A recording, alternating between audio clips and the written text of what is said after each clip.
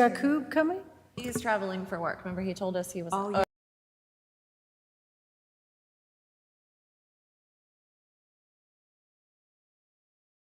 It's freezing. Okay, it's 6 o'clock, the time for which this meeting has been posted, Wednesday, October the 4th, 2023 at 6 p.m. I'd like to call to order, and having done so, all those who can, please rise for a Pledge of Allegiance. I pledge allegiance To the flag of the United States of America and to the republic for which it stands, one nation, under God, indivisible, with liberty and justice for all. Our agenda for the evening is approval of minutes from the September 20th, 2023 meeting. Superintendent's report, Assistant Superintendent and Director of Finance and Operation reports. School committee member reports, including Hallie. Citizens' requests, district capital project assessments. We'll be talking about fiscal year 2025, capital Westborough School summaries, long-range capital improvement plan, long-range plan spreadsheet. Also, first reading of policy updates from the tiered monitoring review, proposed changes of policy JJ-E-CO, curricular and extracurricular activities, Westborough Elementary Handbook, MPS Handbook, GMS Handbook, and Westborough High School Handbook. Approval of the MASC resolutions for MASC and MASS. And so we will be discussing and voting on the report of Resolutions Committee for MASC. Discussion approval of school committee goals and approval of superintendent's goals and adjournment, we hope, around 8:30. So having said that, is there a motion relative to approval of minutes for September 20th, 2023 meeting minutes? I would like to move to approve the minutes of September 20th, 2023. Is there a second? I'll second. Thank you, Sarah. Any discussion? Seeing none, all those in favor? Aye. 400. Let's see, next is the superintendent's report. Thank you. All right. So happy October. We were all kind of shocked this week. How did October get here? Where did September go? But, you know, it's nice to see the start of the school year kind of completing September for us. Kind of marks the sense of completion of the kind of official start of the year. Our open houses have gone very well. They've been well attended. We've gotten good feedback from parents and from faculty just about kind of the strong attendance and positive event. I think that we're also at the stage where we're starting to kind of push out the next tier of information for things, and we get into that regular rhythm of the year. So we have, you'll see Hallie's report will start to fill up with, events and things going on at the schools, and we'll let her carry the ball on that.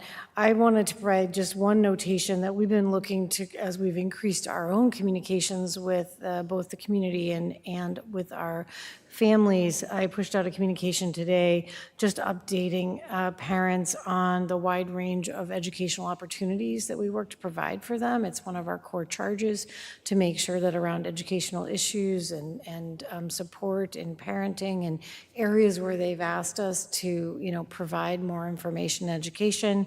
There's a nice series of events, and we partner with all sorts of speakers and different organizations. And the events we pushed out this week were a couple from Westborough Connects, and then we'll be sponsoring some of our own throughout the year as well. So it feels good to see that the planning for those is in place, and we pace those out for families. You've heard us talk about the Screenagers series, which is 3 movies and talking and meeting afterwards. I can't encourage families enough to go and have an opportunity to talk about the strategies, the benefits, and the challenges of raising children in kind of the digital age. So that was exciting to provide, and I feel good about that. And I hope that people will take a moment and look at that and look at the links and find a match for something you might want to attend. So things are up and running. It feels really good to see those things starting to happen. And that's my report tonight. Thank you, Amber. Anita? Hi, everyone. Finance office, we are getting ready for fiscal year '25. We are going to start meeting with buildings in the next 1 to 2 weeks regarding individual building budgets.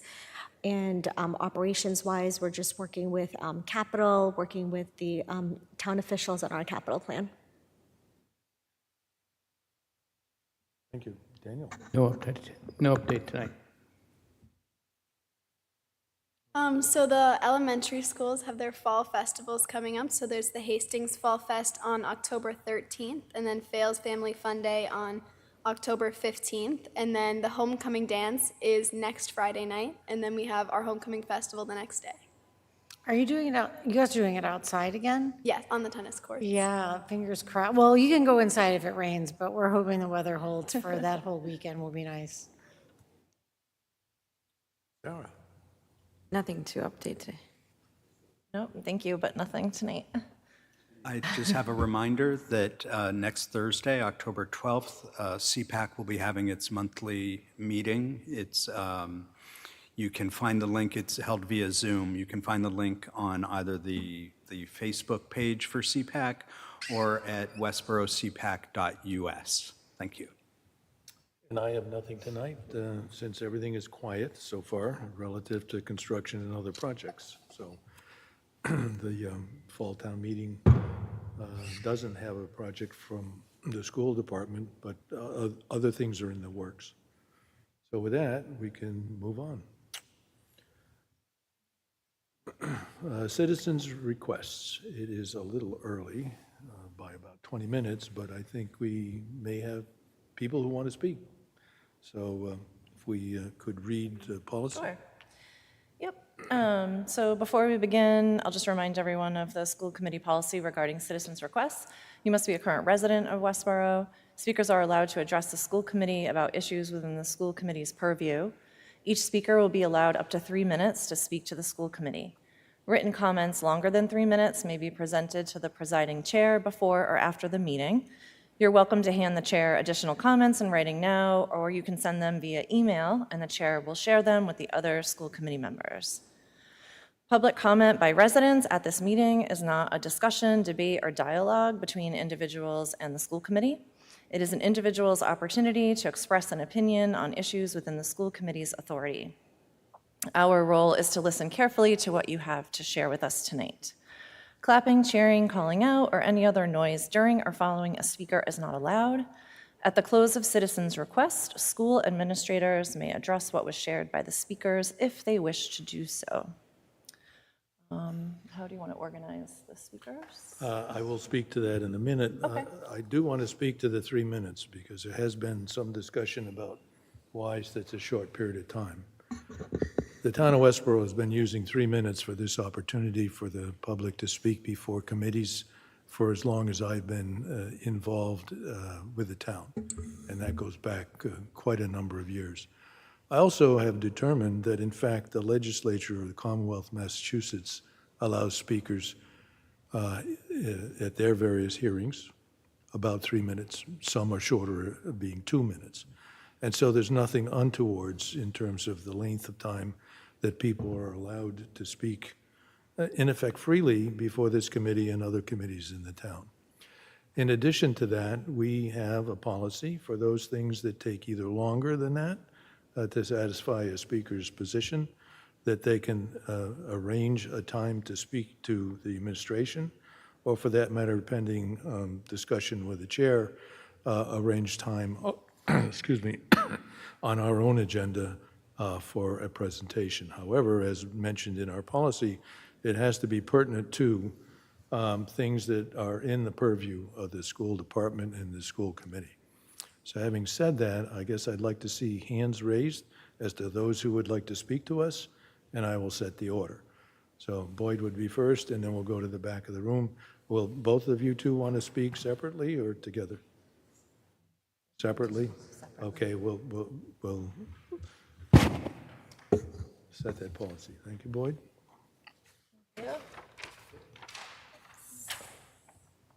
Hey, Boyd, can you, fell over.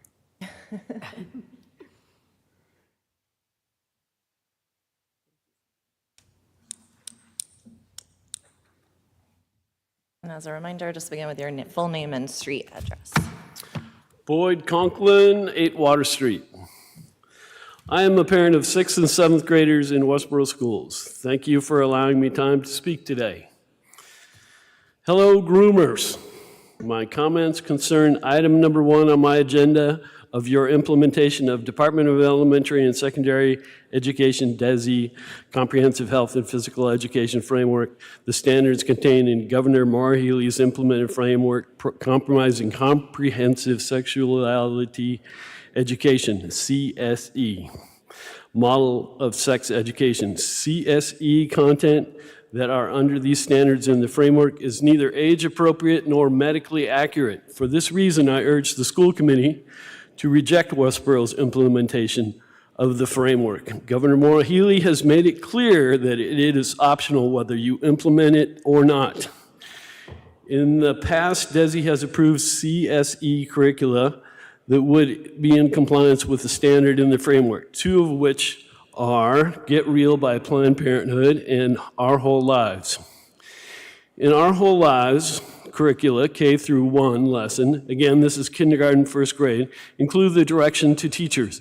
Expand the conversation to include masturbation. Say, for example, quote, sometimes it feels good to touch or rub your own vulva or penis. Touching and rubbing your genitals is called masturbation. Some children masturbate and others do not. It's okay to masturbate, end quote. Is this age appropriate for small children in kindergarten and 1st grade? In Planned Parenthood's Get Real curriculum, 6th grade lesson teaches students as young as 11 years old how to consent to sexual activity. Students are instructed that proper consent equals, in quote, enthusiastic yes, unquote. Children age 14 and younger cannot legally consent to sexual activity in Massachusetts.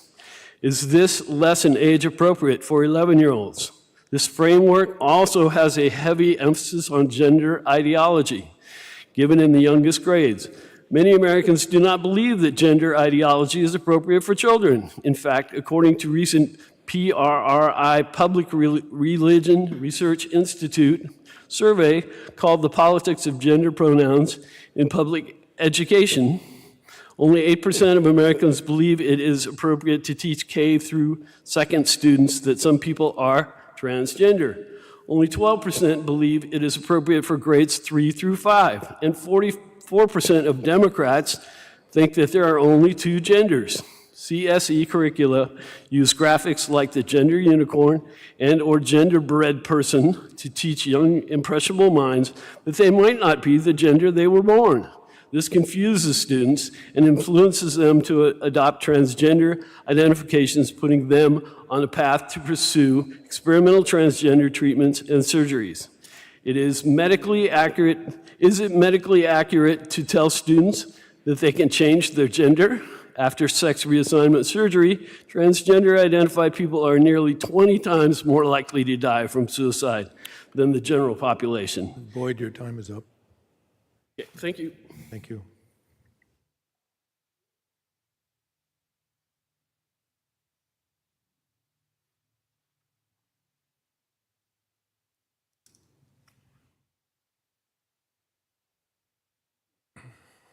Good evening, Paula Matthew, 20 Andrews Road. I'm here again to follow up on our presentation 2 weeks ago. I know we gave you a lot to process, but I really was hoping something was going to be on your agenda regarding that. I don't know what the policy is that we can get together or have our questions answered, but I would appreciate some feedback on that.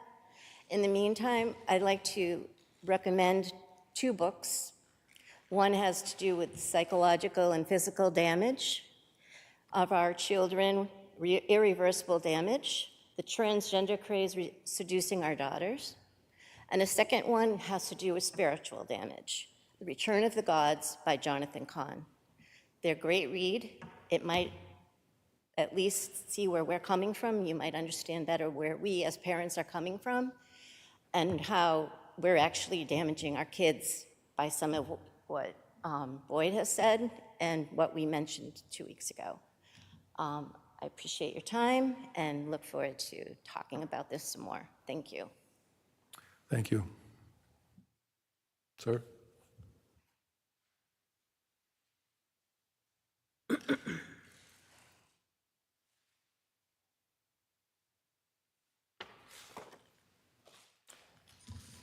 Hey, everyone. Can you hear me? Make sure the microphone's in front of me. So I'm not going to try to cram a You could bunch just, sorry, just start with your name and your street Sure, address. Sure. Sorry for Mike jumping in. Noonan, 4 Rosewood Place. I'm not going to try to cram a bunch of comments into the obligatory 3-minute time window as I did a couple weeks ago. You know, I think 2 weeks ago we talked quite a bit, or we asked questions that might have been rhetorical about the value of some of these initiatives that are happening in the schools, DEI, SEL, CRT, some of these other things. And when I sat down a couple weeks ago, we were talking about some of the strategic focus areas. And I took a screen print, and again, there it was up on the projection, sustained commitment to expanding our understanding of diversity, equity, and inclusion, understanding curriculum-based DEI, and things like developing a family engagement strategy surrounding SEL. And again, I sort of asked the same question, you know, what does this mean? What is the value of this? Kristen, please correct me if I'm wrong, but I believe that you work in this field, and if I'm not correct, please stop me, but my understanding is that you work in business development for a firm that deals with SEL. So you probably have experience in this, and you can probably answer some of these questions. And I think in some form, as Paula said, in some way, we are looking for answers to these questions. It's not just a matter of us kind of coming and sitting in front of the elevated sort of table here and you know, going through these motions every 2 weeks. We're looking for answers. I think they're valid questions. And I think about Booker T. Washington, who was a famous African-American educator who referred to racism as a patient. And he said, there are going to be forces in this country that are never going to want that patient to get better, because if the patient gets better, they lose their jobs. And that was 120 years ago.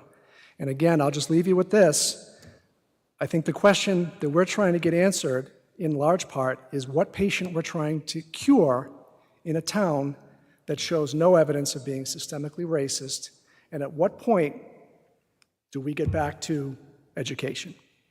So would love to find a forum or a way to, rather than sort of make speeches in front of a microphone, to get some of these questions addressed and answered.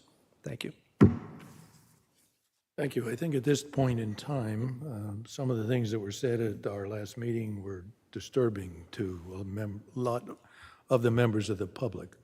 And so to that end, I would ask the school district and the people here tonight if you'd like to respond to either comments from last week or anything you heard tonight. Sure, thank you. So we did hear quite a few comments on the 20th, and so I appreciate, Mr. Durrett, the chance for Daniel and I to take some time tonight to respond to the range of comments that were shared. And if we can, we'll try to fold in some pieces of what we had requested tonight, if we can answer those. Otherwise, we would defer to bring those back at the next meeting. So I think it's important to recognize that we remain very comfortable meeting with parents, meeting with families, holding an opportunity to come together. I just want to acknowledge that we appreciate when people come before us and sit here and share questions and ideas so that we can take them under advisement, respond with answers, and follow up with more information. I think it's important to recognize, I know many of the people sitting here, and I think we share many, many common purposes, which is to educate and to take care of the well-being of the children of Westborough. So while we have lots that we need to discuss and there's questions around different approaches, I think we share a common vision that we all come to this community and work in this community to serve Westborough and to educate Westborough's children. Daniel and I took time to go back and listen to the comments again, and I think tonight what we'll try to do is take some time and frame back to you some updates of information. So we had 7 speakers last week. They centered, when we went back and kind of listened thoughtfully to all the pieces, around 4 themes. And we'll try to take them, and Daniel and I will help each other tonight to answer a couple different pieces. One was that the first area was that Westborough Public Schools is grooming and sexualizing our students. The second area was that Westborough Public Schools is indoctrinating students with leftist ideologies. Another area where we heard comments was that the Westborough Public Schools is the cause of the deterioration of mental health of students in Westborough. And then I think the other area that we'll try to address is that because there's a concern that we're focusing so much energy around all of those areas unrelated to academics, and that the academic rigor of the Westborough Public Schools has declined. So, we looked at all of those areas, and we'll try to address these themes one at a time. So we're going to start with the accusation that we're grooming and sexualizing our students.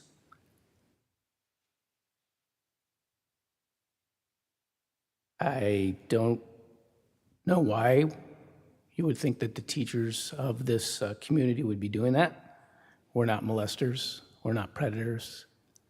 They go into the profession, our teachers, for the health and the well-being of students. That's what they spend their time doing, teaching our students, teaching them core academics. There is a health curriculum. It bears no resemblance to the claims that have been made. We do not follow the Planned Parenthood curriculum, as was mentioned tonight. We are following state standards when it comes to health curriculum. The health curriculum primarily deals with issues around exercise, diet, smoking, drugs, health, healthy relationships, how to make wise decisions, how to understand what are negative influences in those areas. Less than 5% of our curriculum touches on issues of sexuality. Doesn't start till 5th grade. 5th grade, it's puberty. And then it's healthy relationships, and we talk about diseases in the high school. But to suggest that we're focused on sexual pleasure, sexual acts, and grooming is a complete mischaracterization of anything that goes on in the Westborough Public Schools when it comes to health education or any other topic that's being taught by other teachers. It's just not what we do.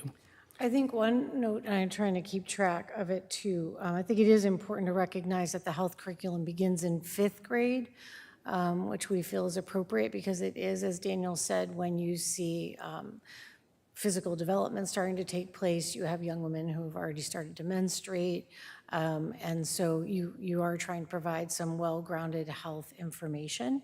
I think one of the things we really worked on, and that last year when we had parents that had inquired about making sure that we were in transparent and open information, I think we filmed a video that we made available. Roger prepped a video as the Director of Wellness and Health curriculum to share home to families. so that they got the video and they got a letter of information. It invites them in to meet, to look at the curriculum, should they have any questions, and they retain the full opportunity to opt out or to modify or to change pieces should they want to have their child not attend, or to do piece of it but not the other parts. Families have been very, very good about adapting those differences, and the teachers have been able to modify the different ways that they've approached that curriculum so that families are able to feel like they have choices that work for their children. I think families have done a very nice job to interact with us on it, and we have had probably, a few parents each year, and it was the same when I taught the curriculum myself as a 5th grade teacher, many, many years ago in Wellesley, that I would have a few families that would say, like, we'll cover this at home. And those are Parents are always invited in to preview the curriculum if they want to. They're always given the opportunity. And I think around this discussion around the health curriculum, I certainly acknowledge and respect that, that we want to source our materials appropriately so that we stand by them.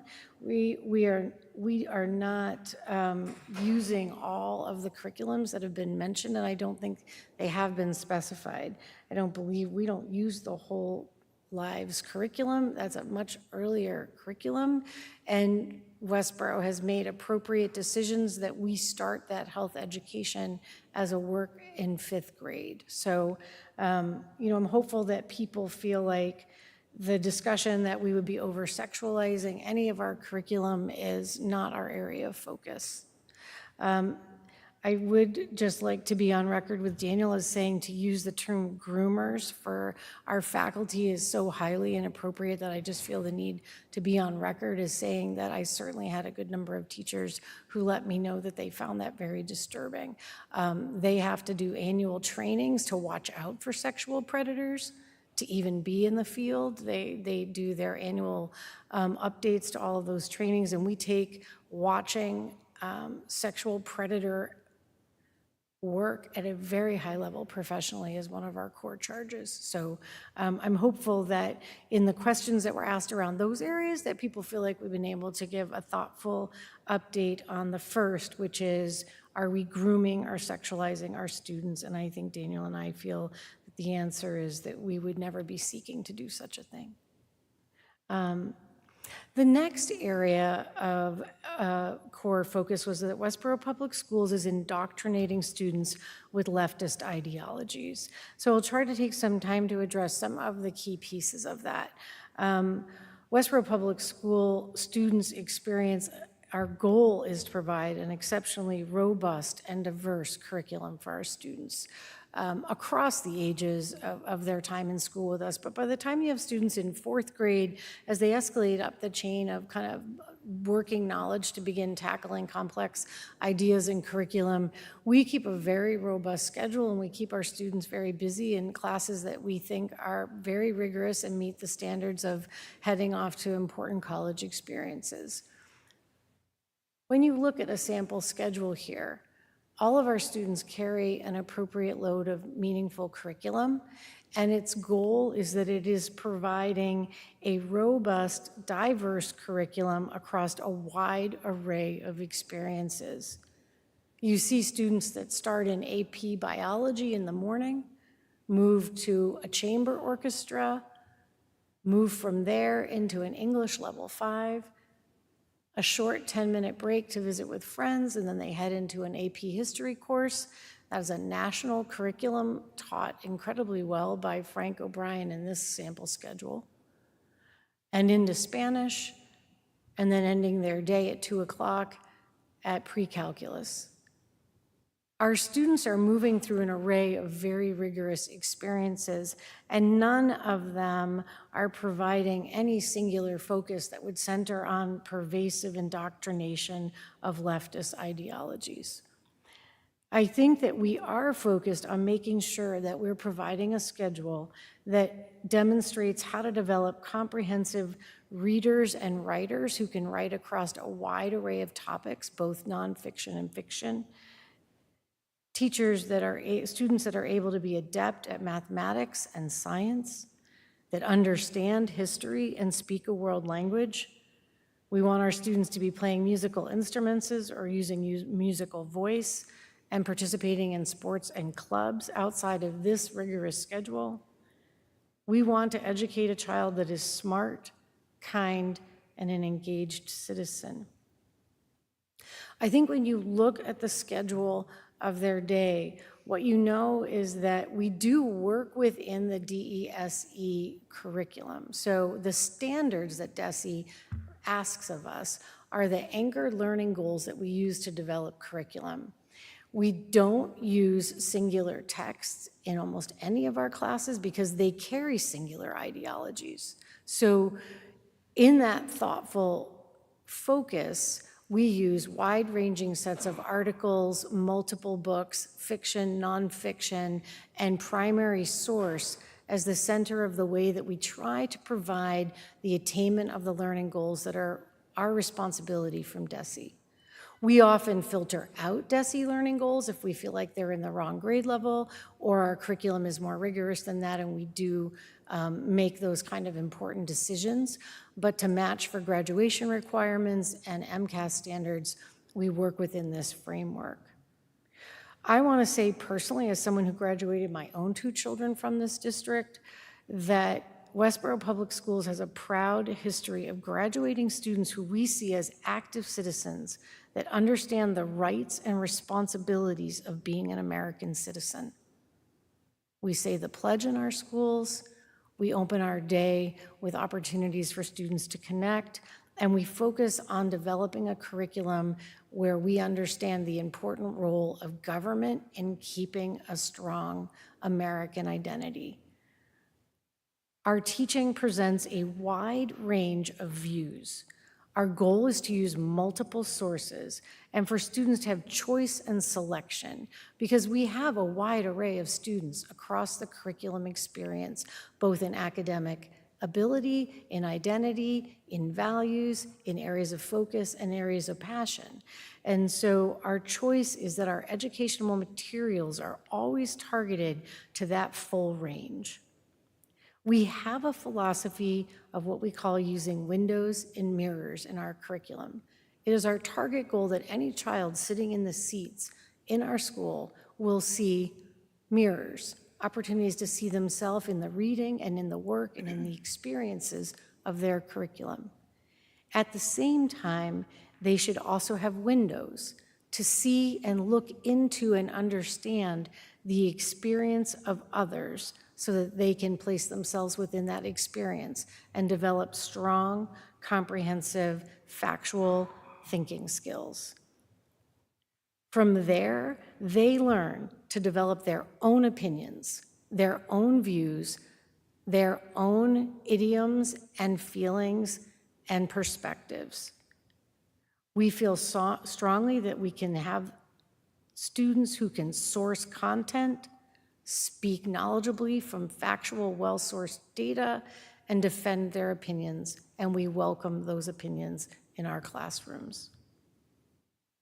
I think when we look at the overall experience of our students, it's important to recognize that we don't fear any aspect of content, but we want to bring it before students with well-resourced opportunities for them to read across a wide array of knowledge and make sure that they're developing their own opinions.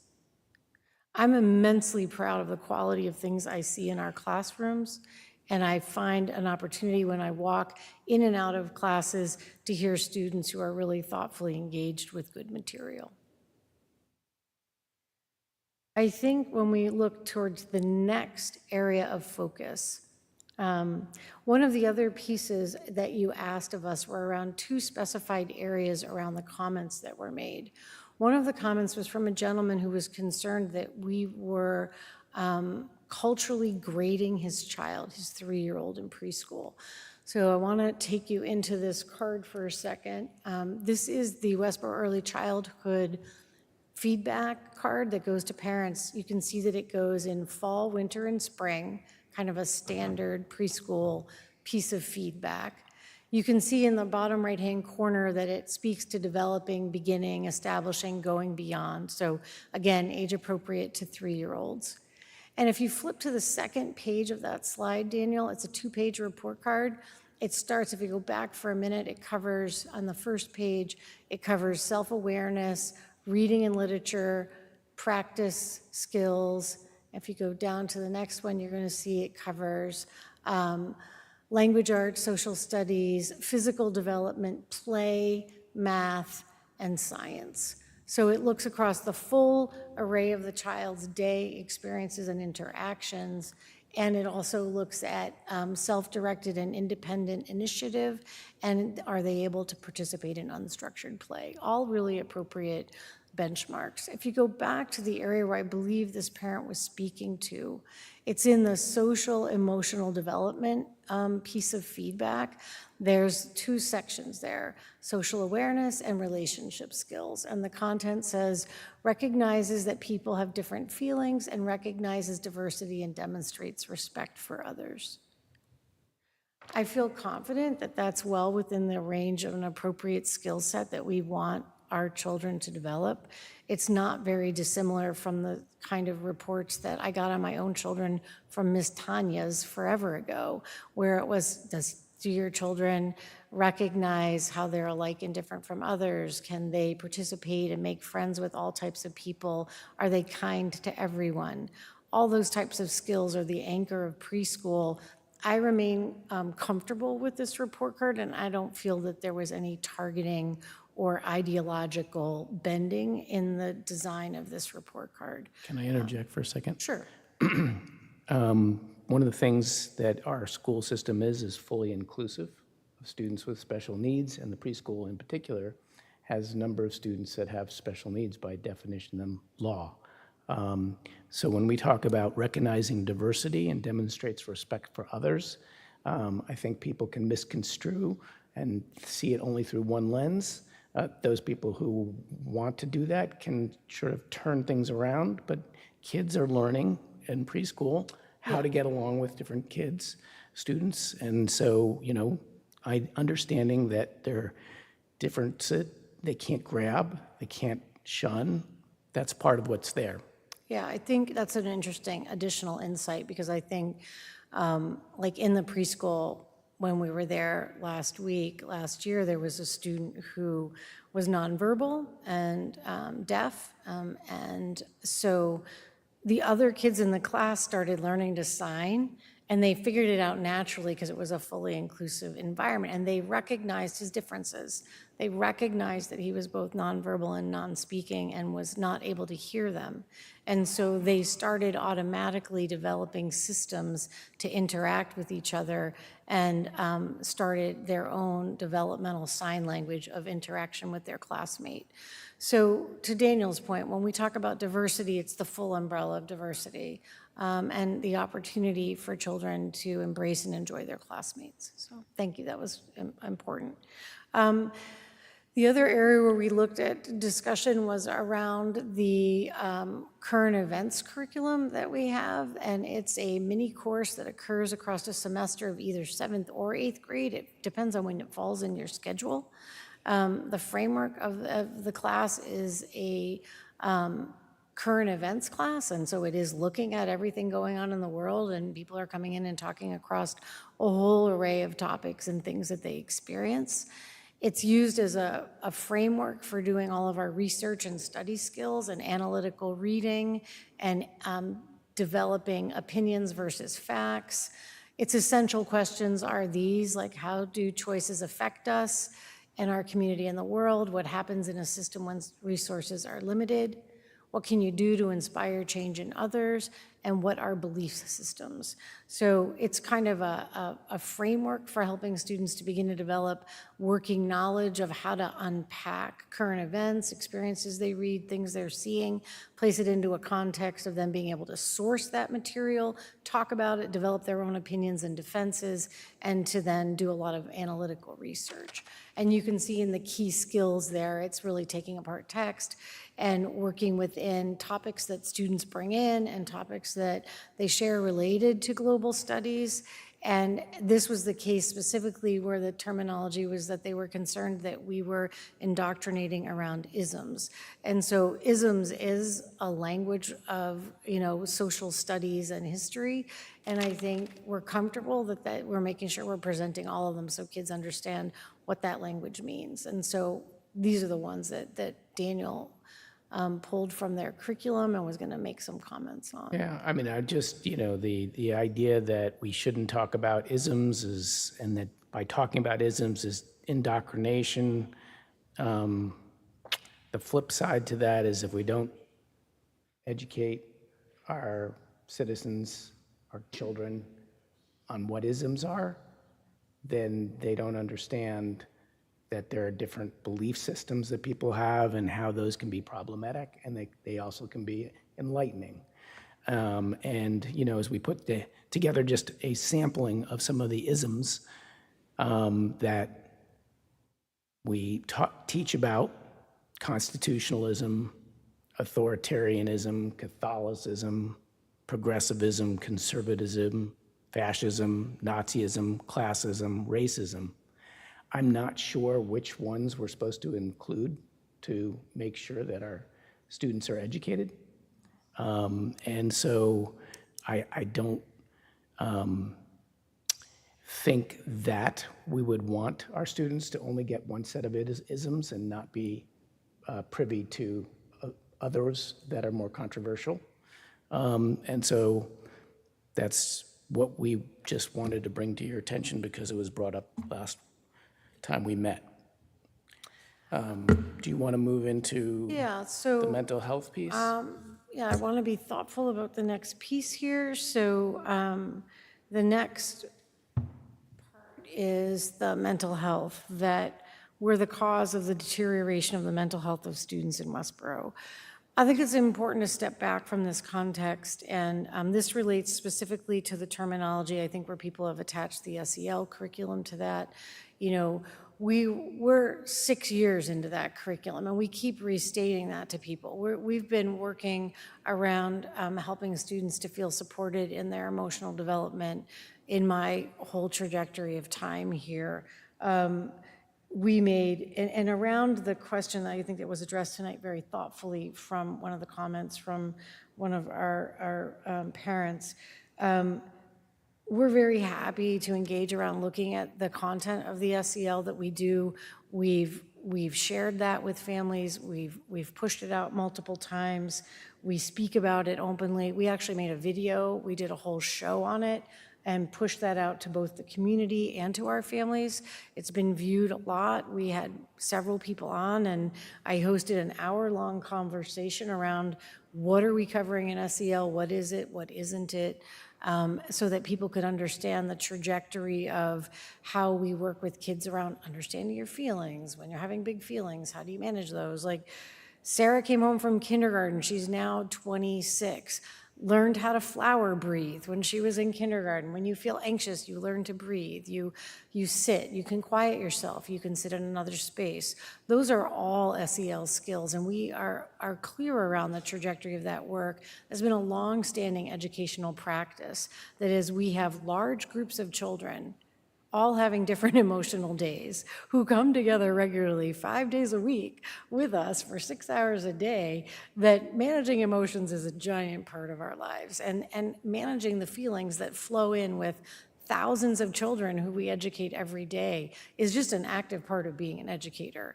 And it's an important part of being a good educator, because the flip side of that is you'll hear when people feel teachers are cold or they aren't paying attention to my child's emotional needs, or I actually get more emails or concerns when people feel like people aren't being thoughtful about their children's emotions, aren't modifying work because they feel their child is stressed, aren't helping them with their anxiety, haven't developed enough programs to manage children's mental health.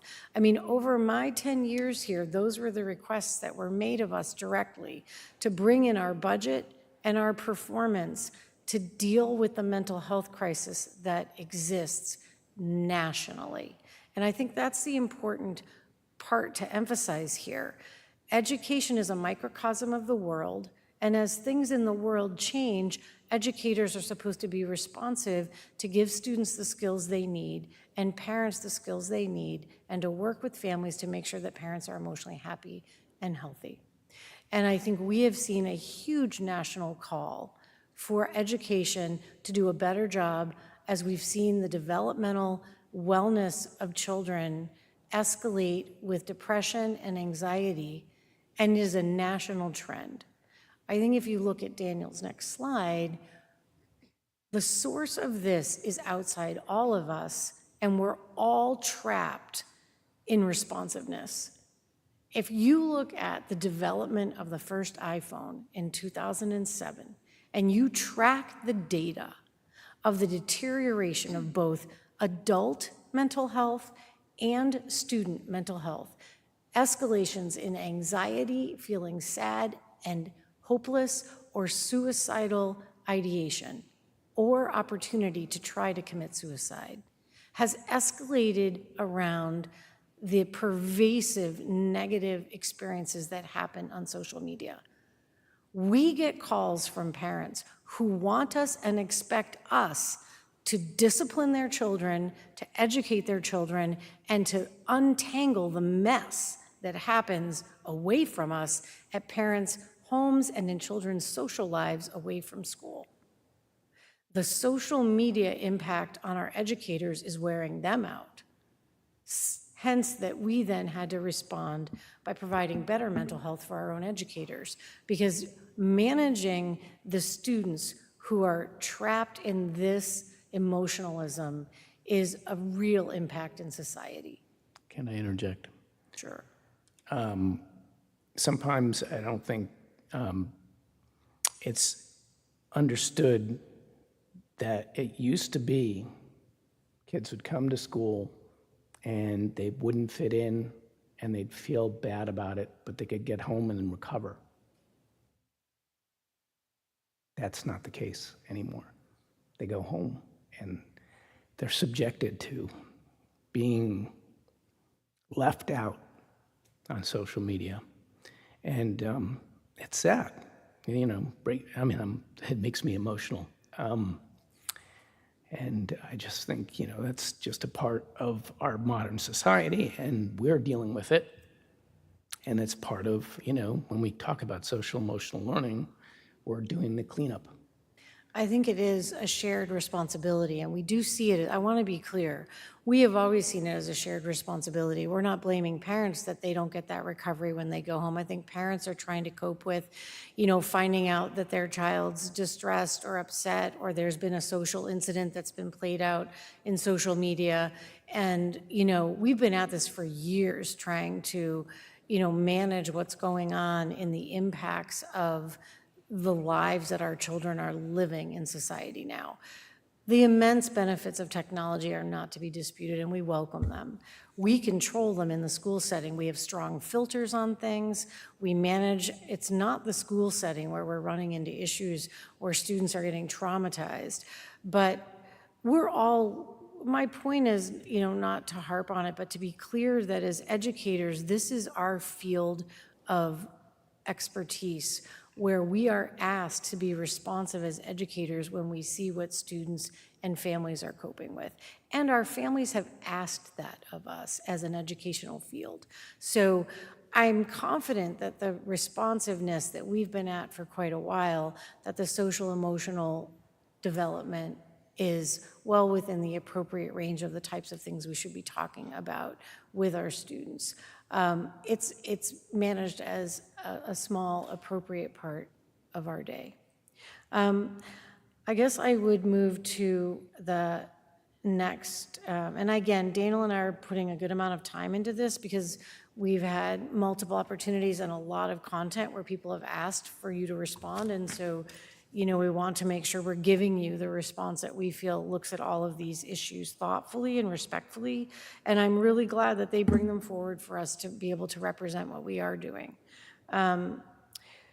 So I would look at, because the next one, Daniel, you were going to do a Yeah. little bit of an academic snapshot, and that will be our last one. No, just to remind you, the reason why our academics are supposedly going down, according to our speakers who were addressing you at our last meeting, is because we're grooming and sexualizing our students, indoctrinating our students with leftist ideologies, and causing deterioration of our students' mental health. I guess the word that was used that comes to mind is distracted. We're so distracted, we're not teaching our students. There's no academic decline data to speak of.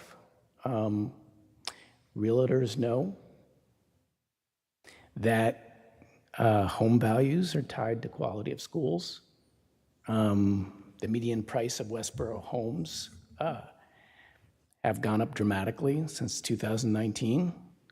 The general public obviously doesn't see our schools as declining, otherwise the property values wouldn't be what they are. And our test score data doesn't support that claim. The MCAS presentation is still not due for a meeting or two, but here's some highlights. I'm going to show you our 10th grade MCAS scores. These are looking over a 4-year stretch. Our 10th graders on the ELA MCAS are scoring in the top 4% of the state. If you look over in the right-hand column, we've gone from scoring in the top 10% back in 2019, progressively better after COVID. Probably a testament, I would say, to the fact that we've caught our kids up and then some.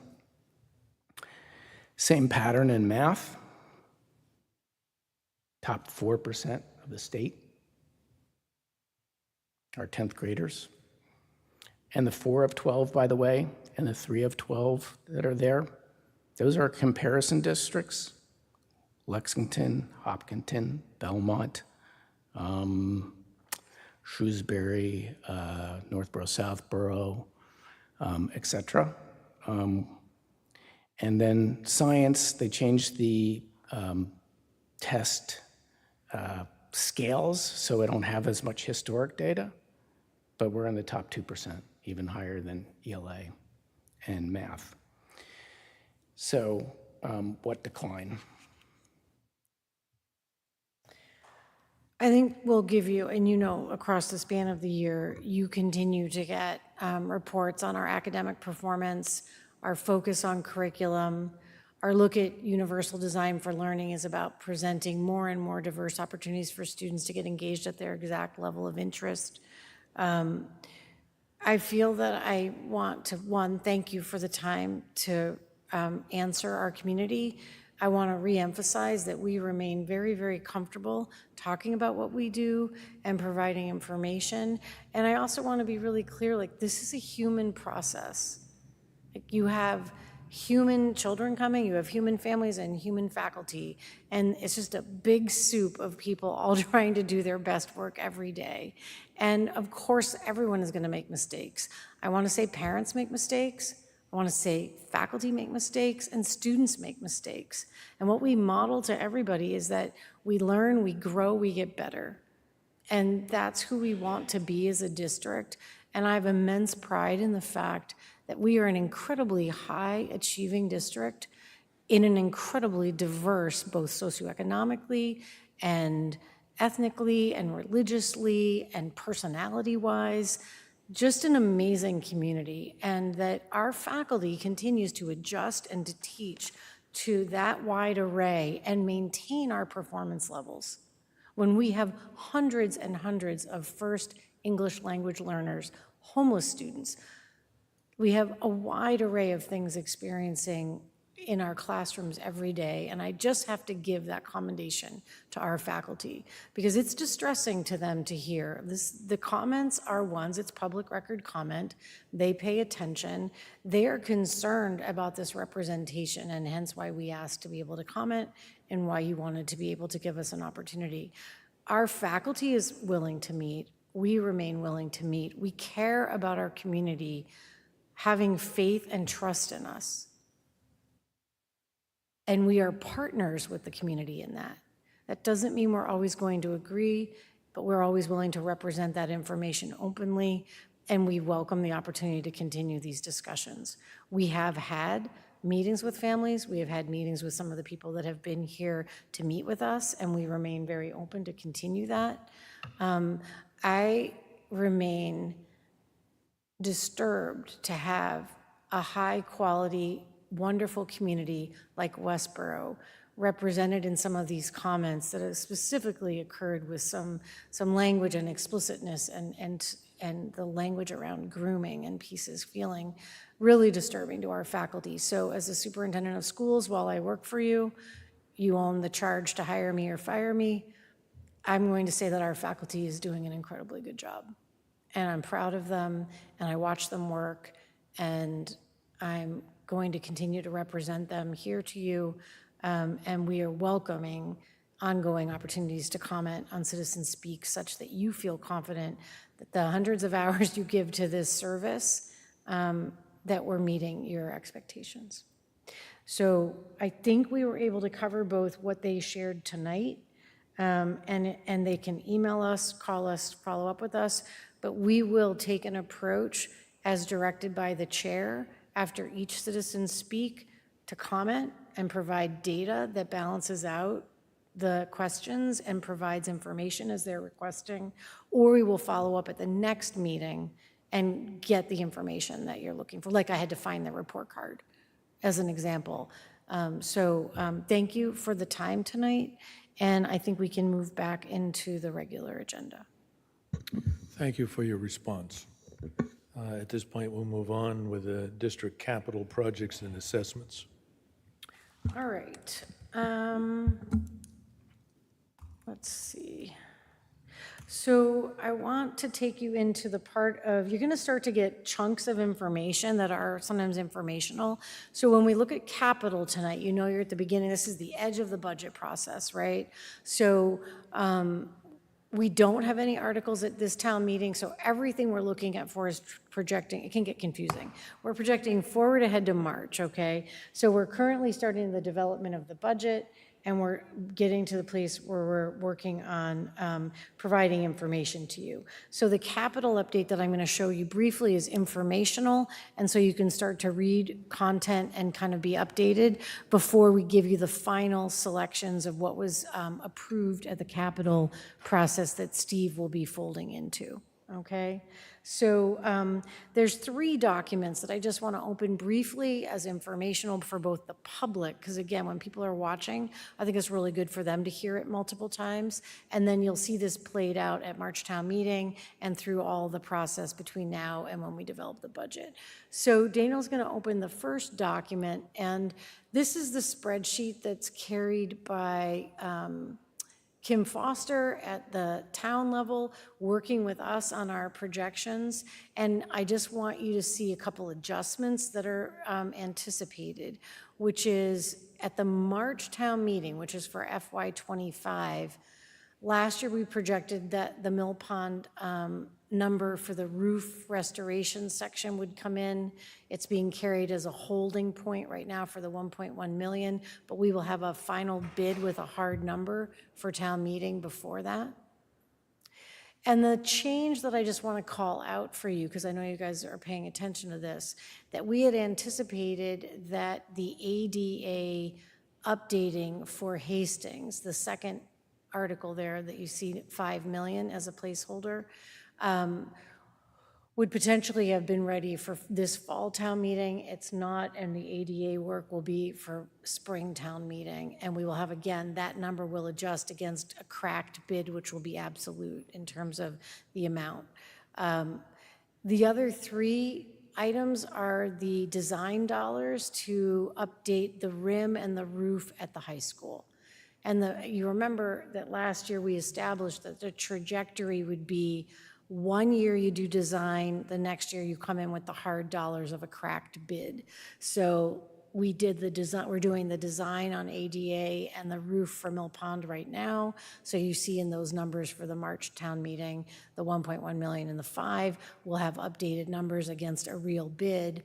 And then the following year, the same will occur as we come forward with other design dollars. So once the rim at the high school is designed, we'll have updated dollars and requests for when that moves out over the following years.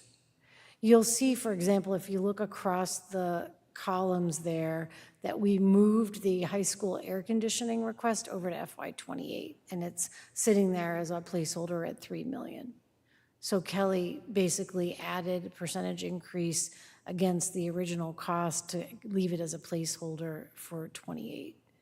So they're currently doing a lot of work in this, but these are the numbers that we're going to push across the street to capital. And then Kelly will be doing backup on all of those with more detail sheets for the 5 items that you see for FY25. Okay? Just getting you warmed up for this. You're going to get a lot more detail on it. Okay? And it echoes what we did last year. If you look up the other document, you can close that one, Daniel. The other one is we've been the long-awaited Russo Bar district-wide capital assessment. I'm sharing this with you. It's a very long document, and it gives us a 10-year projection of an update of all of our systems. Right now, we're assessing that. If you like a little light reading, you can dig through it. I just want to be on record that we've received the report. It's in our hands. And what we're doing is looking to basically adjust our capital, that spreadsheet you just saw, against what the Russo Bar report says maybe we need to swap a couple things around. Right now, it's looking like we're in pretty good alignment. So I don't think there will be big shifts in some of those big numbers, but it will allow us to start picking away at some of the smaller projections and then fold new things into capital that we need to start to anticipate. Like the boilers are a large project as an example. So I'm giving it to you again as informational, and you can look at it. We will become the experts in it. We will dissect it down to the detail, and then we'll bring it to you in kind of a digestible way. But I like you as the shepherds of the budget to have full access to all documents we're using. Any questions around that? Okay, so I think that's a good piece for you as well. Lastly, I think this is a digestible way to look at that report, so I kind of broke it out for you. This is the master spreadsheet that Russo Bar gave us of all the projects that they think, and they placed them into, again, based upon level of need, like immediate, like you can use your stop sign skills there from kindergarten, right? Red, yellow, green. So you can start to get a feel for like, and blue is good. So, you know, I think we've got those things laid out, and it's nice to see we've actually got some big numbers over in the good column as in good shape. So there's a lot of content to take in, but this is the level of detail we were looking to get from some outside experts, and I'm very, very pleased to have the report arrive, and we'll be working to begin to dissect it, okay? So you have that informationally for you, so you have all the detail that you need, all right? I just want to give you a snapshot of how all those big numbers roll in front of you, that there is a responsible process, it's vetted by multiple people, and then continually reviewed. All right? Any questions? Great. I think I'm up. All right. Mr. Chair, are you good if we steam forward? Okay, it's the first reading of policy updates for the tiered monitoring review. By the way, thanks for the capital discussion, because I think it behooves us all to review the details that are in that study. The past study served us well for 10 years. 10 years, yeah. I mean, plus. it's my 10th year, and it came in when I got And here. it directed our attention to things that help to define, quote unquote, when it gets too late. And of course, that caught up with us on the Hastings School roof as well. But anyway, that becomes the Bible in the future for what projects we would bring to town meeting with proper notice of what's important and what needs to get fixed when. Thank you. So thanks for that. So the next thing, as I read, is the first reading of policy updates for the tiered monitoring review. And then perhaps you could speak to the phrase tiered monitoring review. Sure. So the Department of Education, the Massachusetts Department of Education, has a system of monitoring all school districts and their compliance with state laws and vis-a-vis like educational practices for, our students, having to do with the rights, in large part, the rights of our special needs students, the rights of civil rights of protected groups, policies having to do with sexual harassment, policies having to do with bullying, and they have a 6-year cycle of visiting districts, and then they have what they call their mid-cycle review, which is it comes in the middle of the 6 years, and we're in the mid-cycle review for districts like ours that are considered to be like the tiered part is they tier them depending upon the degree of concern that the department has about compliance. And so being in a top tier district, their concern is relatively minimal, but they still will want to see all of these documents that are uploaded to them and evidence that we're in compliance in our policies, in our handbooks, in our procedures. And so before what they do and during the visit, and I've mentioned this before this, you all recently, is they will come out and visit in November. They'll be here in late November, but before they come, we upload the documents. They do an initial read of them, and then they give us some feedback so that we have an opportunity to clear up, clarify, amend anything that they find that needs to be where changes need to be made. And then by the time they come here, the goal is that we have done everything, put everything in order, and that when they leave, they write the report, and there's no what they call findings. Occasionally there will be a finding, it's not unusual, where they say they would like you to do X, Y, and Z still, and then we're in the phase of looking at our handbooks and what we knew was going to be, it's an issue statewide in that there's a new law having to do with discipline and suspension procedures and the effort to make sure that schools don't use suspension except in very rare instances, and if they do, the first level of punishment or if you will, should be in-house and making sure that students are not losing academic time. So there are some communities that might overuse suspension, and so the legislature passed a law that then gets handed over to the Department of Education to write the regulations, and it's very involved and complicated, and so even the Department of Education was saying to us when we were on a Zoom call about 2 or 3 weeks ago, they were still working on the regulations.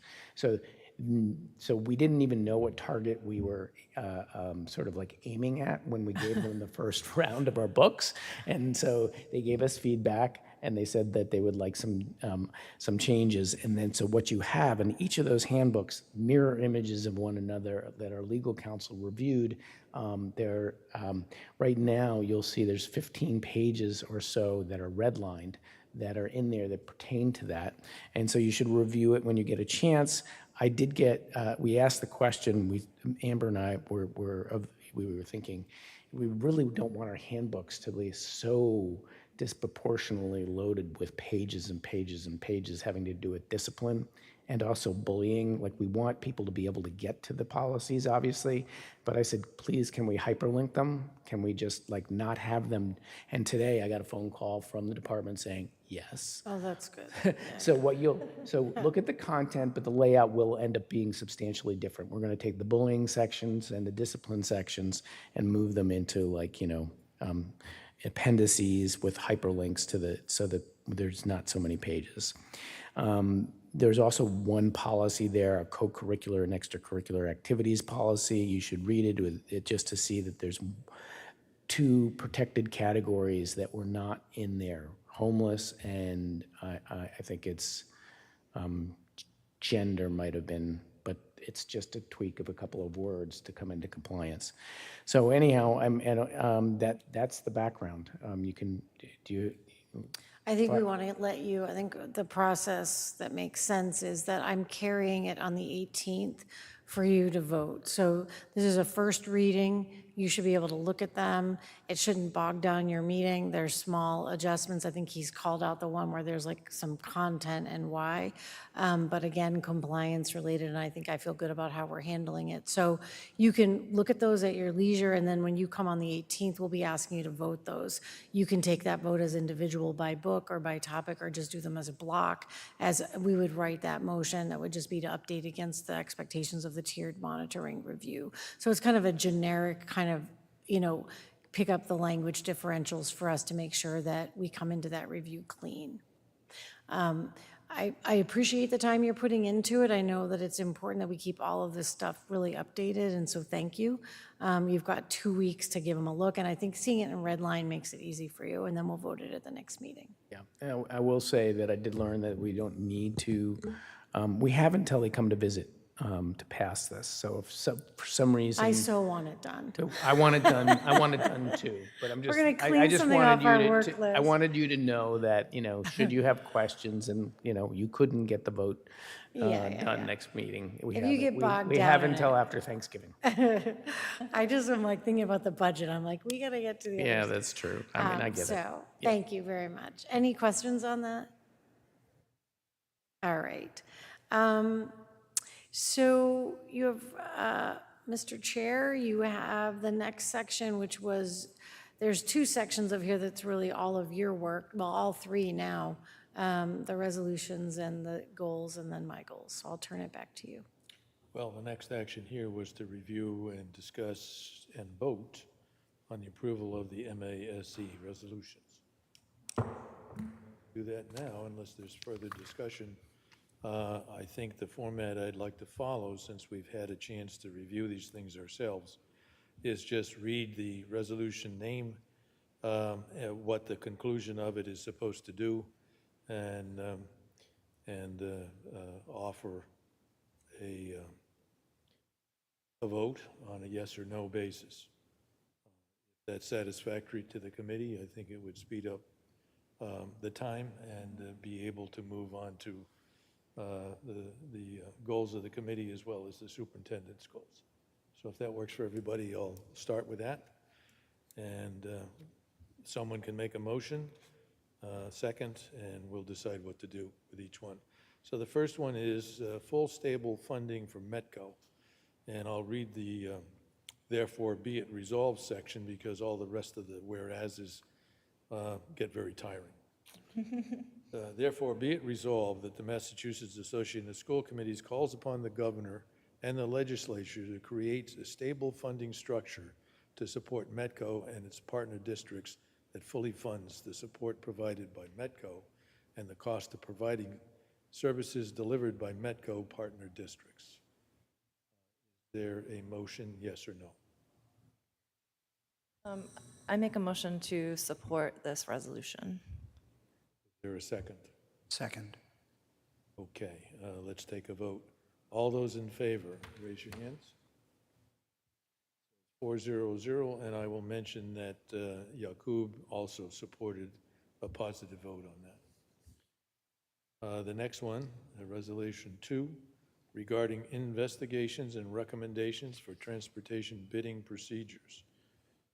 Therefore, be it resolved that Massachusetts Association of School Committees prevail upon the Office of State Auditor to investigate the bidding practices of school transportation providers and to present such findings and recommendations as may be necessary to contain cost and make more efficient transportation services available for public schools. Is there a motion on that? I move that we approve Resolution 2. Is there a second? I'll second. Okay, all those in favor of the resolution? Yes, please. It's 400, and Yakub also suggested that we should bid positively on that. There are 7 resolutions, so if it gets boring, just Exciting stuff. yeah. Regional transportation. Resolution is as follows. There's two of them. Therefore, be it resolved that in such cases where a pupil resides greater than 1.5 miles from the school of attendance measured by commonly traveled route, and the Commonwealth reimbursement does not fully cover the amounts expended for such transportation, the regional school district may allow pupils to opt out of such transportation as may charge a fee in the aggregate may not exceed the differential between amounts expended for furnishing transportation and the Commonwealth's reimbursement. And further, be it resolved that MASC encourage the legislature to modify Mass General Laws, Title 12, Chapter 71, Section 16C, with the aforementioned proposed language or alternative and remove the period, to provide regional districts the ability, if so desired, to charge a transportation fee in aggregate cannot exceed the differential between the, I guess the current fee, I'll fill that in, and that the Commonwealth reimbursement and the regional school district's transportation expense for any pupil that resides greater than 1 and 1.5 miles from the school of attendance measured by a commonly traveled route. Pupils may opt out of the transportation and not be subject to transportation fee. So this is Resolution 3. Is there a motion? I move that we approve Resolution 3. Is there a second? Second. Therefore, we'll move to a vote. All those in favor? Aye. And again, Yakub supported this one as well, so it's 4-0-0. Diversity, equity, and inclusion. Resolution is, therefore be it resolved that MASC recommends that all districts adopt the position of DEI coordinator to work towards an anti-racist school system. Is there a motion on this? I move that we approve Resolution 4. Is there a second? There is no second, and therefore that would be a negative vote. All those opposed to this motion? Is there a motion? Opposed to the, To the resolution. yeah, I'm opposing the resolution. And I'll second it. Reason being is that in my own mind, and I shouldn't do this because I already said we wouldn't, but the discussion is, to automatically include somebody who has that role. I think in our school system, every school system has an opportunity to figure out how they will provide this role within their system. And I think it's a poor process to mandate in the school system an activity that may or may not fit that particular school. And for me, I think it seems to me to be another unfunded mandate that would come down from the state, because I don't see there's nothing in here about providing the funds to fund this position, and I would see this position as something that's a high-level administrative position that could be quite a burden to some school districts. I think that the DEI work is extremely important, and it's the work of everyone in the district, and a district might decide that a coordinator is the right way to go, and others might not. This resolution, the way it's written to me, could be a financial burden to a district. And particularly if there are alternative methods that are perhaps better for a district. Sarah, do you want to comment at all? Yeah, I also don't support the resolution for the same reasons as that I believe it could pose a financial burden on any district. It's a mandate. It's overreaching, I feel, so. Steve? Yeah, I don't see it. I hear your points. Yes. I don't see it as a burden because it's merely recommending. And so I take that to mean a mere recommendation and not placing an actual burden. It doesn't require that a district adopt the position. It just recommends that they do it. Sometimes recommendations become much harder. Thank you for that, though, Steve. It does that word does leave it Right. vague. So with that, I guess all those in favor of our negative response, so it's clear that that's what we're voting on at this point. All those in favor, raise your hand. Three of us. Steve, all those opposed? Okay, so it's 3-1-0. Yakub's position was a no as well. Resolution 5. You want me to read some? Yes, To give you a please. break? Okay. Resolution 5, Massachusetts School Building Authority. Therefore, be it resolved that the Massachusetts Association of School Committees calls upon the Massachusetts Legislature to amend Mass General Law, Chapter 70B, Section 7, by removing the $800 million cap. And be it further resolved that the Massachusetts Association of School Committees calls upon the Massachusetts School Building Authority to reinstate the accelerated repair program for 2024 applicants.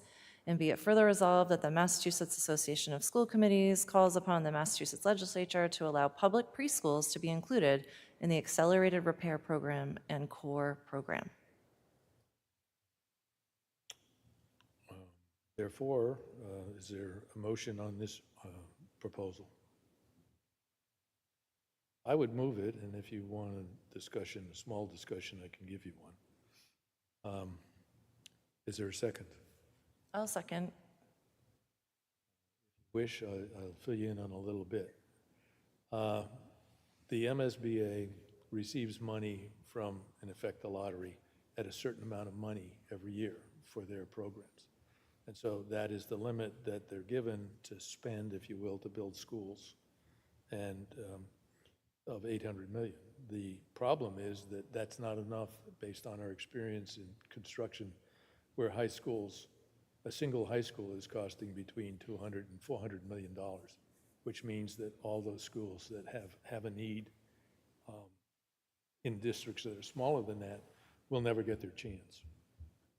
The second piece of that is the piece that deals with the accelerated repair program. Basically, it's a small version of MSBA, and the Hastings job originally was one of those. And so they've taken away the smaller opportunities because they didn't have enough money to fund the rest of it. And so since the money to fund MSBA comes from, in effect, the lottery, it means a bigger allocation would go to education and not to other places where it currently goes. And so, let's see, we've had a motion and seconded. All those in favor of the proposal? Aye, 4-0-0. Thank you. All right, I'll keep reading. Thank you. Resolution 6, School Bus Stop Arms Surveillance Act and Enforcement and Penalties. Therefore, be it resolved that the Massachusetts Association, sorry, I'm missing S, of School Committees calls on the Massachusetts Legislature to enact legislation to pass into law the ability for cities and towns to install on all school buses live digital video detection monitoring systems for the purpose of enforcing violations against the owner of a motor vehicle whose vehicle failed to stop for a school bus when required to do so by law. And be it further resolved that the Massachusetts Association of School Committees calls on the Massachusetts Legislature to enact legislation raising the fine for passing a stopped school bus to a significant schedule of fines as penalty, whether witnessed by a police officer or recorded by a digital video detection monitoring system. Is there a motion on that? I'll make a motion to support that. Yeah, and I'll second. All those in favor? Yakub's position was a positive one as well. So that's 4-0-0. Thank you. I'm abstaining on that. I'm sorry. I'm abstaining on that. I didn't. Okay, 4-3-0-1. I'm sorry, I good. didn't see that. It's nice to have voting variability. I know, I like it. And Resolution 7 is related to MCAS. Just get down there. Therefore, be it resolved that MASC urges Massachusetts to develop a wider, more consensus-built strategy for an evaluation system with meaningful input from legitimate stakeholders. that MASC urges the state legislature to launch a comprehensive evaluation to investigate the extent of biases pertaining to MCAS testing and make these results public, that MASC urges Massachusetts to enact a moratorium on MCAS testing effective immediately, that MASC urges Massachusetts to develop an alternative to the high-stakes MCAS tests. Motion. Yeah, I'll move to approve Resolution 7. Is there a second?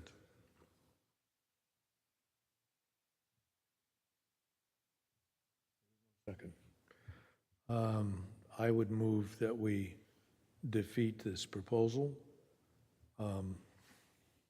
Is there a second on that approach? I'll second. Okay, if you didn't offer the second, then we would have no opinion on this article, just to let you know. Yeah. Okay. So all those in favor of the, I think we want discussion, maybe. yeah, okay. So I just want to understand, there's multiple points to this resolution, as there are some of the others, but we do have to take it in its entirety and either accept or reject, correct? No. No, we could abstain and just not have a position. You could also make a modification to the resolution that the chair, well, Steve is our representative at MASC, and he could bring the modification to the floor. We did that once before, and actually our modification was accepted by the governing body. So you could make like a edit to this that Steve could bring forward and everyone could vote on. And I So guess, something, like what were you? Well, I mean, parts of it, for example, that this, that the state legislature investigate on biases and make the results public, I'm not opposed to that piece. But to try and do away with it completely, like an alternative method, I'm not supporting it. So it's sort of, that's what I'm, but I don't know what. yeah, and the problem with this one and others that are worded like it, you know, once the resolution, let's say it's passed and it goes to the legislature, you know, I would perceive it to be a negative approach to MCAS. And I think, in my own opinion, the discussions are out there to resolve the concerns there are about MCAS as the only, you have to be a positive result of testing for a student to graduate. My own feeling about MCAS is prior to that, there was no way to compare school systems, money spent, performance of all of this. And for example, we know that a significant amount of money goes to the city of Boston, and maybe double what we get. And the performance is horrendous. Eventually, there should be I guess, a process by which somehow or another a school system is able to perform. One of the other problems with the concerns behind MCAS is the idea that once a community is a poor performer, it then goes under the edict of DESE, and they appoint, I forgot what the term of the person is who controls the system. So there are bad things about it, and they're well known. But to be honest, with the game plan here, I think from an educational point of view that we need a method by which we can compare communities to understand continuously supplying money to a district that's underperforming is unfair to the rest of us. So without some kind of yardstick to know, the electorate would never be able to discern why you give so much money to one area and not enough to another. So anyway, that's my position, and my position would be not to support this article, at least on my own opinion. So at this point, I think we have a motion to vote it down at this point, so we can take a vote and see what it turns out to be. So all those in favor of a negative response to the MCAS resolution, raise your hands. Looks like it's support the article. So is there a Well, motion to I support? would- I would like to make a Go, go. I mean, I would like to make a motion to make a modification Okay, to the second piece of this, which is to strike everything except for, well, the first two, keep the first two and eliminate the second two pieces. So that MASC urges Massachusetts to develop a wider, more consensus-built strategy for evaluation system with meaningful input from legitimate stakeholders. I don't think that that negates the use of MCAS. And if somebody disagrees with me, please do let me know so I understand it correctly. And also that MASC urges the state legislature to launch a comprehensive evaluation to investigate the extent of biases pertaining to MCAS testing and make these results public. I would be in favor of those two, and I may move to strike the second two. okay. What we do now is that Where's it there's a form. No, is that the opposite? Did I say it right? You're right. Yep, you Yeah. said that right. And I'll second the motion that Sarah To made. amend. To amend, yes, to keep the first two bullet points and strike the second two.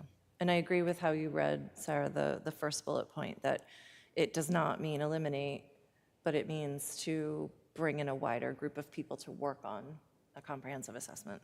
Yeah, no, that's good. And those are good amendment suggestions for the MASC. So with that, that's your motion now, is the amended article. I second You've it. seconded that. Yep. All those in favor? 400, and just so Yep, and you, there is a form we'll fill out. to yeah, submit that actually gets us to be considered, even if I couldn't get recognized, it will come up, Okay. which has always been a problem when you got 800 people in the room. Well, we can work with Lynn to help submit that Yep, too, so, Yep. thank you. Yeah, Yakub's position was a no, but he might very well have gone along with it. Want me to keep going? Yeah, please.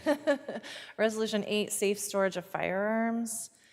Therefore, be it resolved that MASC recommends all districts to urge their superintendent and staff to create an appropriate communication to parents and guardians that explains the importance of secure firearms storage to protect children and teens from unauthorized access to secured firearms and their legal obligations consistent with Massachusetts safe storage law.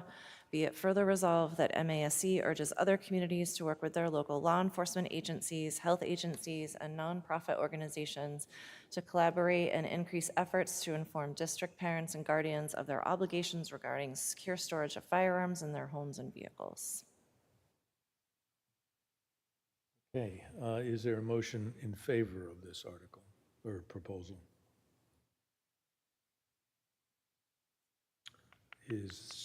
So there's no motion to be in favor of it. Is there a motion to vote no and support that at the conference?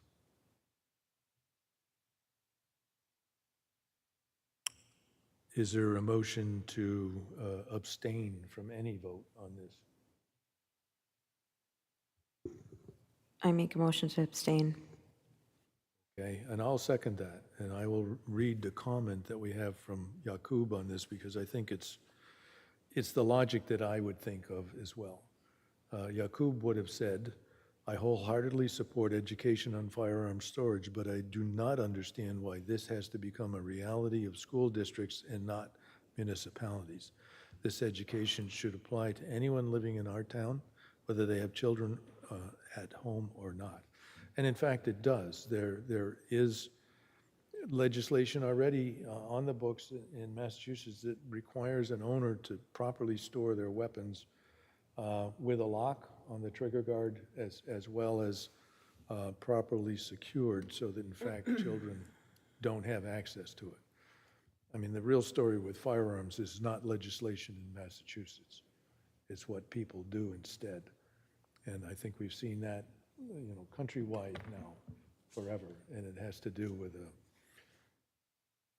well, I guess I can't speak to that since I don't know, but certainly there are drivers that cause this, and that the whole process of people shooting people just doesn't make any sense to me, and it shouldn't, I guess, to the rest of us as well. So at this point, did we vote yet? No. not yet. Okay, so the motion is to abstain. All those in favor of abstaining? It's 400. Thank you. Okay, so we're done with that Yeah. aspect of our agenda. Great, thank you.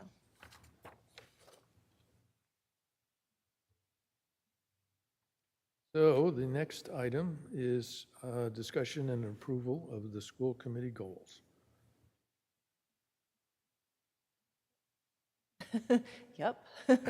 So just to provide a little context, we had a retreat, a half-day retreat on Friday, and this is something that we do every year at the beginning of a new school year. Often we have new school committee members, and so we create new goals for the school year that the school committee is committed to following and pursuing. And so what we have tonight is just a draft. Everyone was allowed to contribute to this, so it's a draft, and we're here to discuss our draft. Right, See if and so it's- on that basis, because Yakub Wait, is not make sure here, you use he- your- because Yakub is not here, he's away on business in San Diego, gives him an opportunity to be part of the discussion when it comes up again for the school committee to vote. So with that, I think all of us here tonight have had a chance to review these. And I suppose at this point, we can have a discussion or comments on the goals as they have been drafted.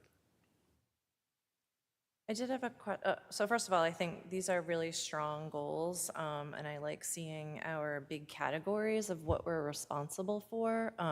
Something that we've done differently this time is kind of think about what a school committee does and the things that they're responsible for, and kind of created the 4 big kind of buckets for that, and then looking at specific goals that we would want to achieve in this school year, but just knowing that those buckets are always there. We're always working on all those things.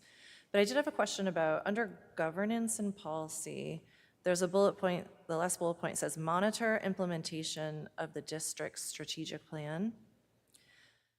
And I feel like that could go under maintain academic excellence. It could go under fiscal responsible budgeting. I feel like it's one of those that I have a hard time fitting into one of the buckets. So I didn't know if anyone wanted to share why they placed it in governance and policy versus putting it somewhere else.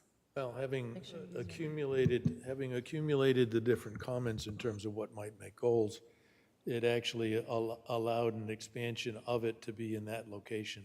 As you said, many of these things could be in any place because they deal with, if you will, our review and oversight of things that we do all the time.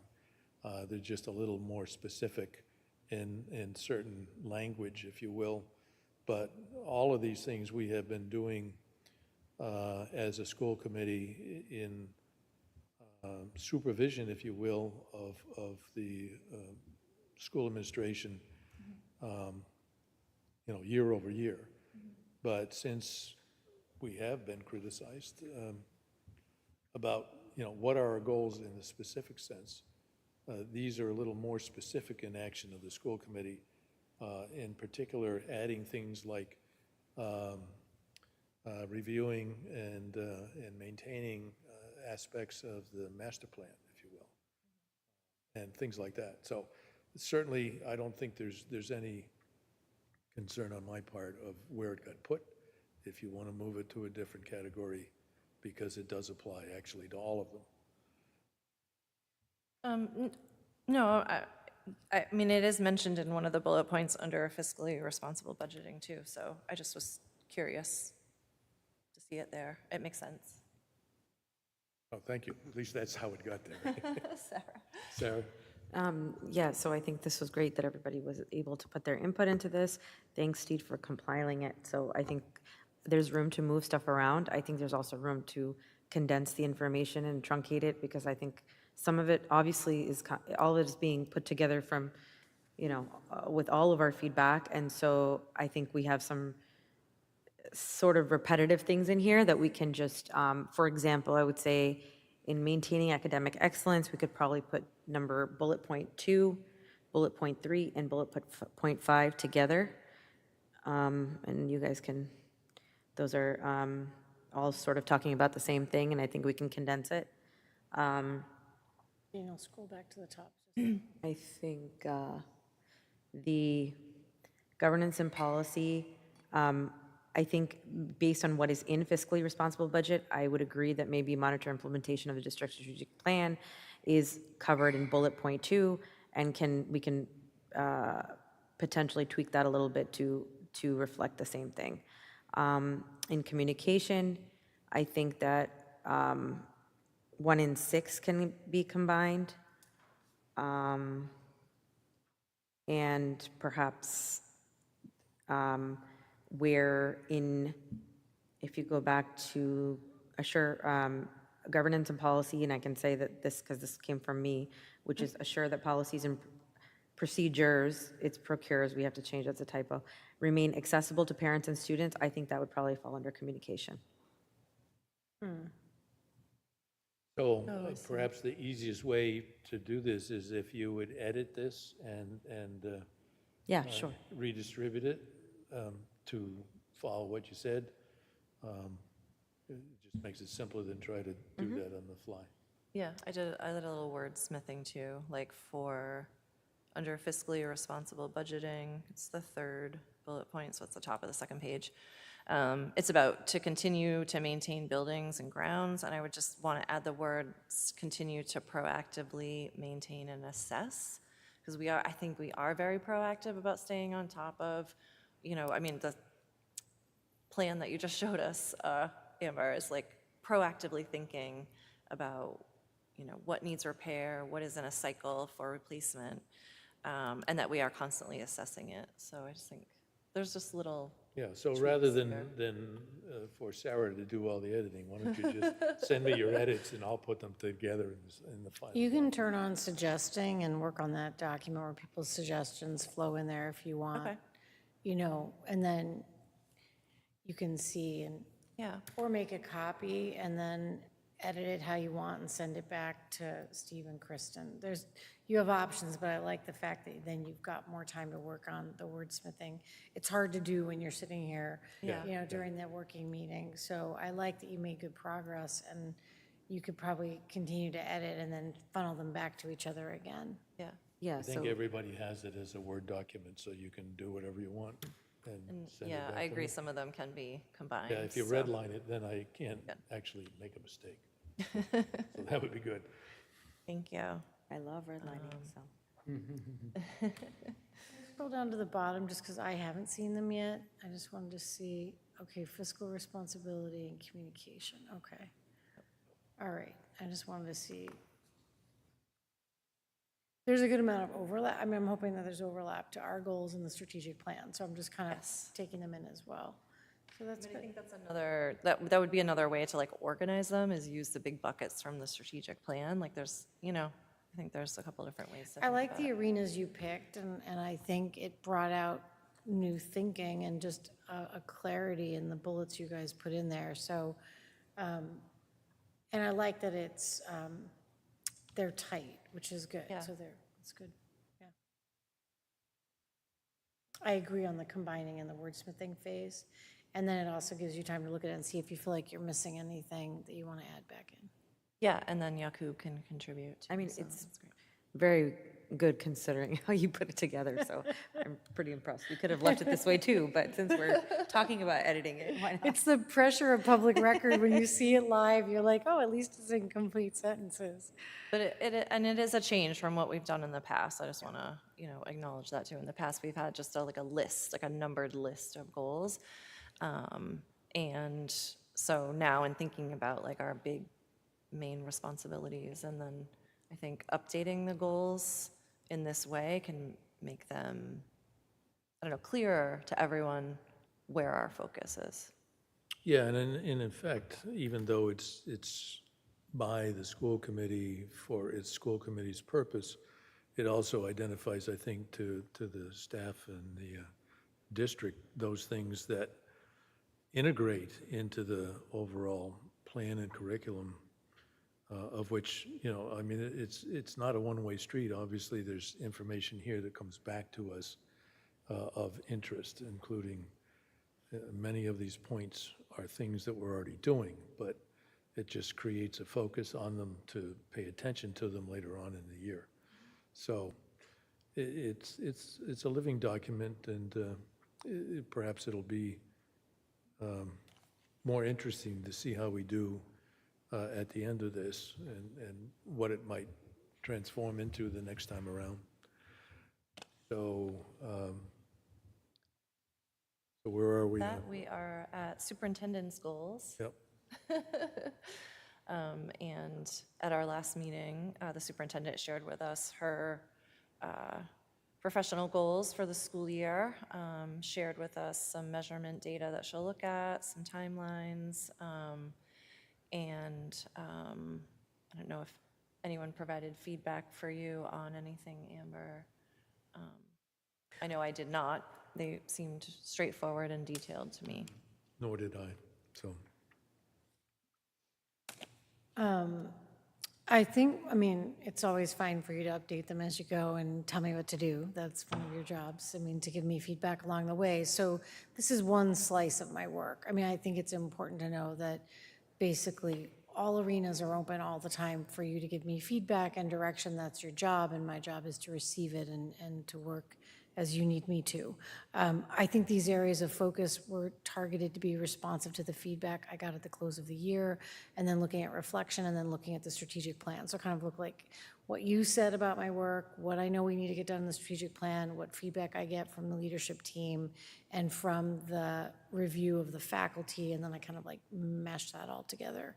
So I'm hopeful that it captures the areas that you feel we've talked about, and that you already see that we're acting on pieces of those to get moving on all of these goals. So, you know, if you're comfortable with them, you can approve them, and then I'll start doing them. You're already doing them. We pretty much are. We've made some good progress. I'm pretty excited about some of the communication work, and we're getting ready to start our next superintendent spotlight video this week. We're doing all things K-6 literacy, which will be about the assessment we do and the review work and how it's now, you know, growing forward. So I'm excited about that. So I'm enjoying those, and I think they're getting decent viewership. I think we're up to like 800 plus views on the last one we put out. So, you know, I think as long as we're and those are available to both the community and the parents. And, you know, we can recycle those as well. Like the SEL video can then move to the website, so that we've got better platforms to maintain updates that people are looking for. So for example, we've mentioned like Roger has that 5th grade video that they send home to parents before the start of that health curriculum. When we update the website, we can pop that in there, and it's there and available as a standing part of information. So I'm very excited about that work. We have it framed, and we met with a company today that we're going to use for the new website. So that work is already underway. I'll make a motion to approve the goals of the superintendent. I will second. Is there discussion? Being none, all those in favor of approving her goals? 400. Thank you very much. I believe that it concludes our agenda, does it not? Yes, it does. I'll make a motion to adjourn. Very good. Second. There we go. All those in favor? Aye.